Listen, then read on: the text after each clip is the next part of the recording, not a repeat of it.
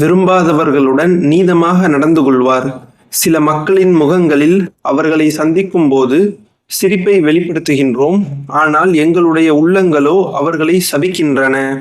அறிவிப்பாளர் அபு தர்தா ரலியல்லாஹு அன்ஹு அவர்கள், நூல் ஸஹீஹுல் புகாரி. ஒருவர் நபி ஸல்லல்லாஹு அலைஹி வஸல்லம் அவர்களிடம் உள்ளே வருவதற்கு அனுமதி கேட்டார்.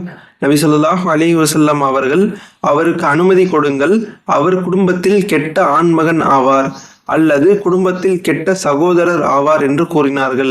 அவர் உள்ளே நுழைந்தவுடன் அவரிடம் நபி ஸல்லல்லாஹு அலைஹி வஸல்லம் அவர்கள் மென்மையாக பேசினார்கள். நான் நபி ஸல்லல்லாஹு அலைஹி வஸல்லம் அவர்களிடம், யா ரசூலல்லாஹ், நீங்கள் கூறுவதை கூறிவிட்டு பிறகு அவருடன் மென்மையாக பேசினீர்களே என்று கூறினேன். அதற்கு நபி ஸல்லல்லாஹு அலைஹி வஸல்லம் அவர்கள் கூறினார்கள், ஆயிஷாவே, எவருடைய அசிங்கமான குணத்தை பயந்து மக்கள் அவரை விட்டுவிடுகின்றார்களோ அவர்தான் தகுதியால் அல்லாஹ்விடம் மனிதர்களில் மிக கெட்டவர். அறிவிப்பாளர் ஆயிஷா ரலியல்லாஹு அன்ஹா அவர்கள், நூல் ஸஹீஹுல் புகாரி.